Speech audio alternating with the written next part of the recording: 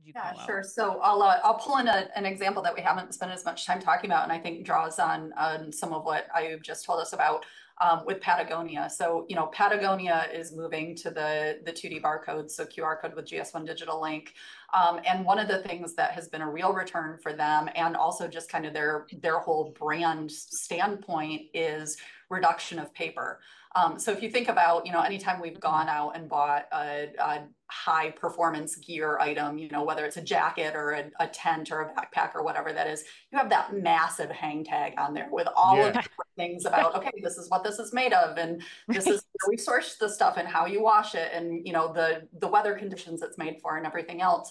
By reducing all of that into one 2D barcode, they're able to get rid of that entire giant paper packet that's on a hang Mm-hmm. tag. Patagonia takes that a step further as well. If you know Patagonia gear, they have lifetime guarantees on their gear. Yep. Your zipper breaks on your product, something happens to your product, you can send it in and get that replaced. They're matching that QR code to the inside of the product. So, none of us leave that hang tag on a product after we buy it. We know, okay, I got this thing, it's going to do what I want it to do for me, but you cut that off. That then can be put on a sewn-in tag on the inside of the product. So you've got that product information for the life of the product.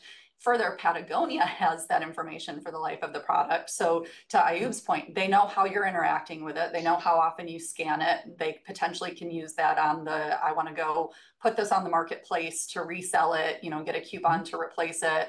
I have a broken zipper that I need to send in. They need to scan it to figure out what that is. So being able to take that just from one simple example on, a Patagonia sweater, from the front end, how am I engaging with it? What am I looking at in the store? Am I buying other stuff along with that, to the savings on paper and printing and process that they have, then through the life of the product to how you replace and interact with that product over time, is just massive outside of some of the stuff that we've already talked about in CPG and retail.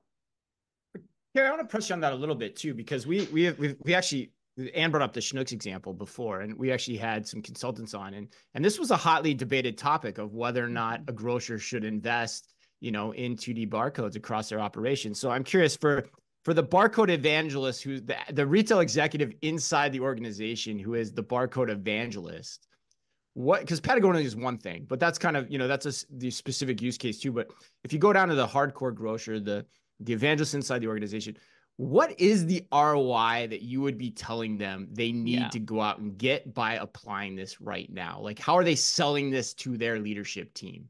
Yeah, I would say the ROI is really on how you're differentiating yourself from your competitor. So if we think the grocery landscape is big, we all have a lot of options for grocery stores, probably within an easy, walkable, drivable, deliverable distance of where you live. So what is that differentiation that you're offering that your competitor isn't? So out of the gate, if you're able to say, I'm not going to let you walk out of my store with a recalled or expired product, or I'm going to offer you a discount on something that has a short shelf life left, and let you make that decision. One of the big examples I like to give is, if you think the deli in a grocery store, I mean, how often do you go get, meat or cheese or something from the deli? They shave it down and put it in a little package. I don't remember what I got. Like, I don't remember what the thing was necessarily, and so like if I'm trying to look at ingredients, or if I'm trying to understand more about the nutrition of that item, if I'm using a fitness app to track calories or something, or somebody's in my home and asks about it because they have a dietary restriction, I don't know. Like, wouldn't it be amazing to be able to have a 2D barcode on that takes the little package that I brought home and links that to the giant block of cheese that they cut the cheese from that I took home with me? So really, for the retailer right now, it's about how are you adding new services to differentiate yourself for the shopper. So, Chris, you or I are saying, I'm going to Schnucks every time because they offer me this service, and the competitor down the street doesn't. Yeah. And then there's, of course, the operational savings too, from, Absolutely. being able to manage all this better as well. I love the deli example too, because you're right. Like, I've never thought about that. Like, I go to the deli, I'm like, yeah, can I have salami? The guy's like, do you want the boar's head or the blah, blah, blah? I'm like, I don't care. I don't Yeah, what's know. on And then, sale? I don't know. yeah, and then I get home and I get asked, which one do you get? I'm like, I have no idea here, and I have no way of communicating that. So that's a great example. All right. Well, we always like to end the show too, talking a little bit about the future whenever we can. So you guys have done a great job. Carrie did a great job explaining the history. Ayub, you talked about where things pretty much are next in terms of where barcoding is now today.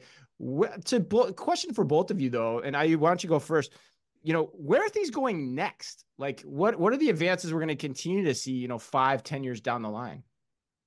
Yeah, absolutely. So if you think as we're kind of in this paradigm, right? We're making this shift. So as technology advances, you see businesses embracing these new innovations, right? They're adapting and changing to consumer behavior to succeed in 2024 and beyond.